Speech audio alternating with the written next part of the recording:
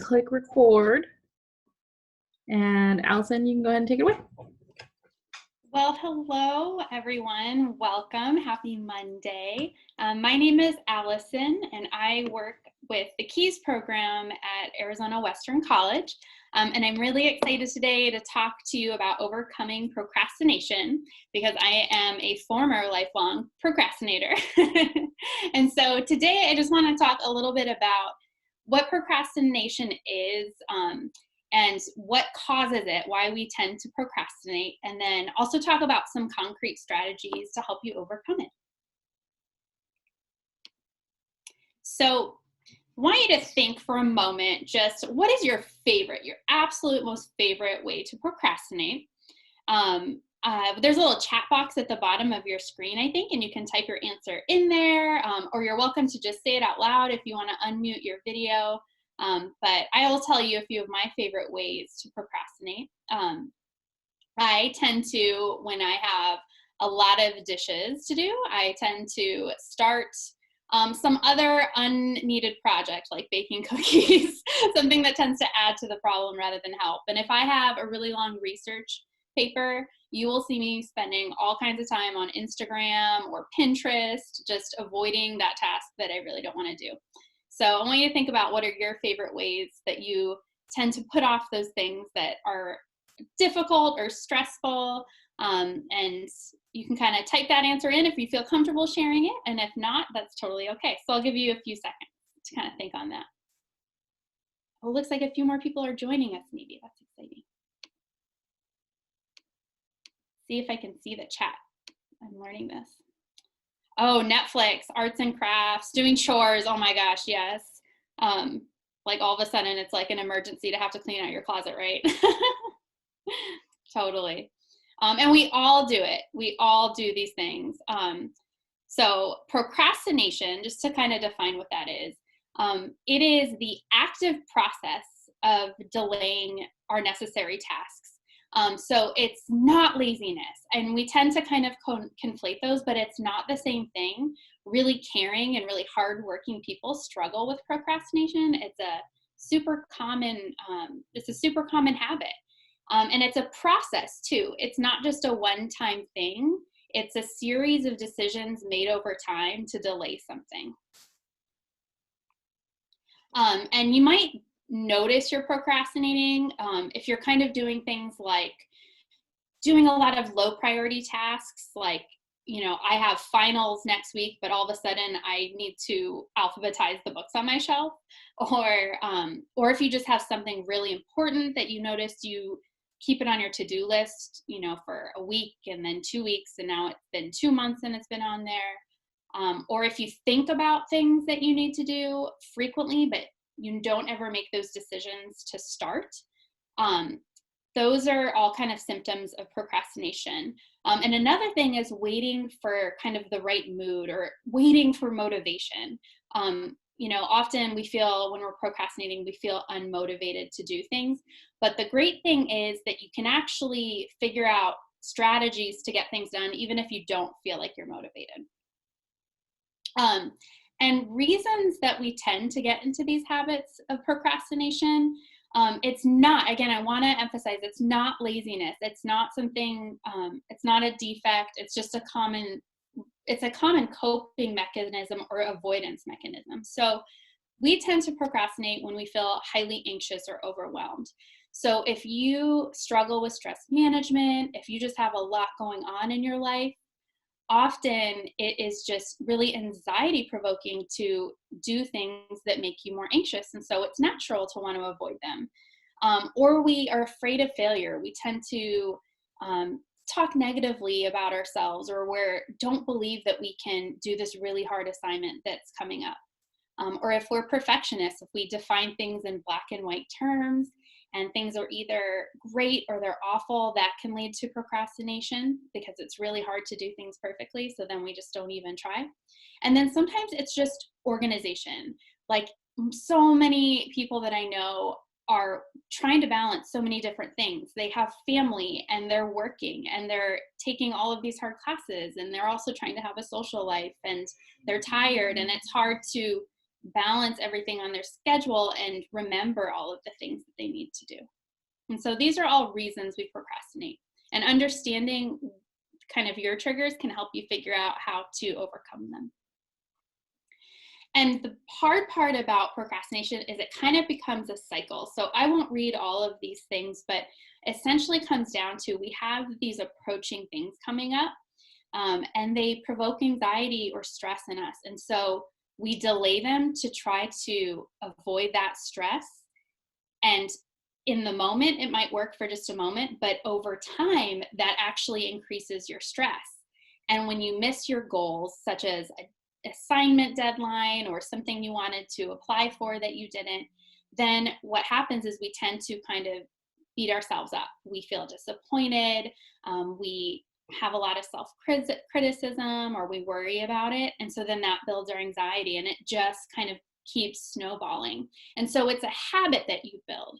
But the great thing is, just like you kind of build this habit of procrastination, by using some strategies to interrupt the cycle, you can build the positive habit of time management. So next, I'm going to talk about some concrete strategies you can use to try to break up this cycle and overcome procrastination. So a few of these I'm going to go over. I won't read everything word for word, but just kind of talk about some strategies that can help you. So the very first thing is to forgive yourself for procrastinating. It is such a common thing. I bet a lot of the professors who teach your classes struggle with this.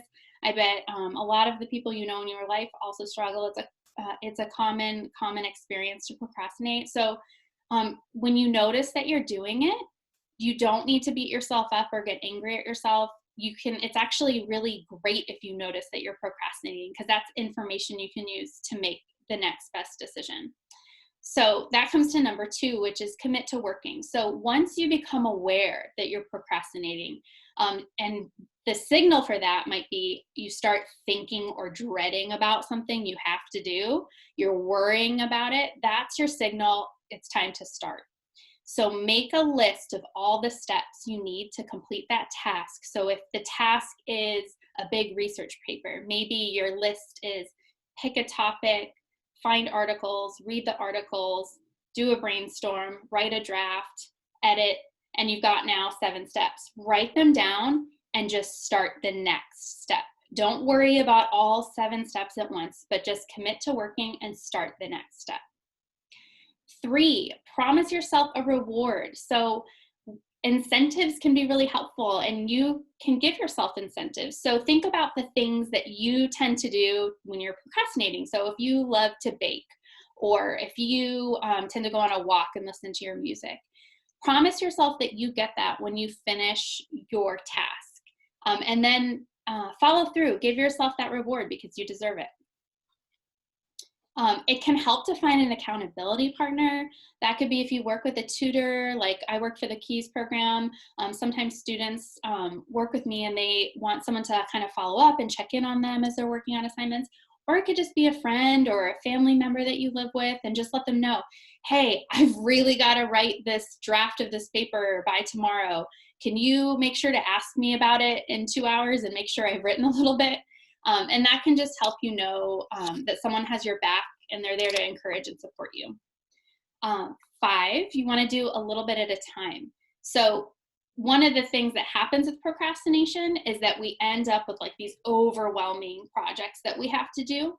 And so start to build the habit of doing a little bit at a time. So if you get an email from a teacher, responding to it right then rather than waiting. When you get an assignment, even if you start by just writing down all of the lists of the steps that you need to do. So working on chunking larger projects into smaller projects and writing them in a calendar is a really helpful skill to build. And it takes practice.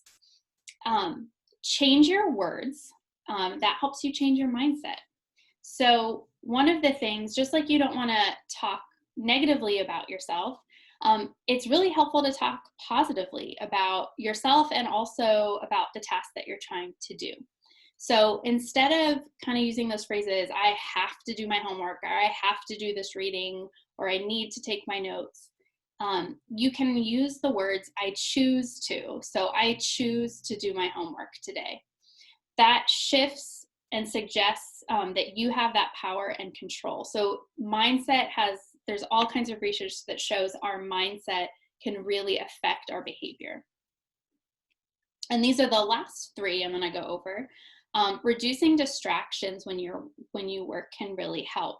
Sometimes we end up procrastinating and it's kind of a passive experience. It's just that our phone is within reach, and so we just are picking up on autopilot and scrolling on Snapchat or Instagram or whatever it is, and we're getting distracted. So sometimes just putting your phone in a different room or finding an area that's maybe a little more quiet in your house can be helpful. When you're making your to-do list, do the thing you hate the most very first. And the reason is because if you get that out of the way early in the day, it's just very mood boosting. You feel accomplished, you feel relieved, and then it kind of can snowball in this positive way where you start tackling some other things on your list as well. And practicing doing that can help you build the habit of every day kind of doing that one task you really don't want to do very first. And the last one is to practice mindfulness. So mindfulness is the non-judgmental awareness of our internal and external experiences. So our thoughts, our feelings, our behaviors. And it's just the practice of noticing what you're doing. So practicing mindfulness would be noticing when you're procrastinating and not judging yourself for it, not beating yourself up for it, but noticing that you're doing it. And then you can start to incorporate that kind of decision making of what you want to do next with that task. And also notice and pay attention to the feeling of accomplishment that you get when you do get things done. Really notice that and enjoy it because you have done a job well done. And that will help you kind of build that self-awareness. And then the next and last thing I'm going to show you is this is a time management, like a trick for dealing with really large projects or things that overwhelm us. And I use it all the time. I have this, right now I'm taking this really hard research methods class, and I have hundreds of pages to read every week. And I never want to do the reading because it's kind of dry and boring. So what I do is I use the Pomodoro method. You choose one task to work on exclusively. So maybe in my case, it's reading 100 pages of my textbook. And so then you grab your phone or a watch and you set the timer for 20 minutes. You set that timer away, and for 20 minutes, you commit to working undistracted on that task. So if you're reading something, you will read for that full 20 minutes. You don't stop for anything. You don't take a break for anything. You really focus on that task for 20 minutes. And if you notice your attention wandering, just gently bring it back to the task and just keep doing that kind of, you notice you're getting distracted, bring your attention back for that full 20 minutes. When the timer goes off, take a 5-minute break, step away from the task, go get a snack or go on your phone if you want to for 5 minutes, and set that timer for 5 minutes so that when it goes off, you're going to repeat this cycle. So you do this 4 times, 20 minutes working, 5-minute break, 20 minutes working, 5-minute break. Repeat that cycle 4 times and then take a little bit longer break, 15 minutes. And you'll notice that you will have gotten a lot done. Maybe you won't have finished the whole project, but you can go back and repeat all of those steps as needed until you finish what you need to do. And you can also adjust it according to what works for you. So if you find that 20 minutes, you could maybe focus for 30 minutes and you want to lengthen that, that's great. Or if 20 minutes is too long for you and you want to start with 10 or 15, that's fine. Make it work for you and your style. So those were all of my ideas, and I just wanted to open up this question. We could do a Q&A, or if anyone has any other strategies or tips or things that have helped you for when you are struggling with procrastination, just wanted to give you the opportunity to share. So you can hop on and talk if you want to, and unmute your mic, or you can just put it in the chat box, whatever works best for you. See if anyone's in the chat box. I'm still learning how to use this. Let's see more chat. I'm trying to think of some other things that I've done. Another thing too can be to make a weekly schedule where you have kind of like certain amounts of block time for certain classes. So like scheduling study and homework time ahead of time and putting it on your Google Calendar. That's another one.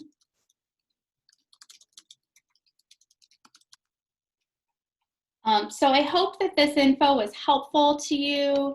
And if you have any more questions, please feel free to reach out to me. My name again is Alison Doherty. I work for the KEYS program at Arizona Western College. I'm an academic support coach there. So I know there are other people there too who have a lot of great ideas for how to overcome procrastination.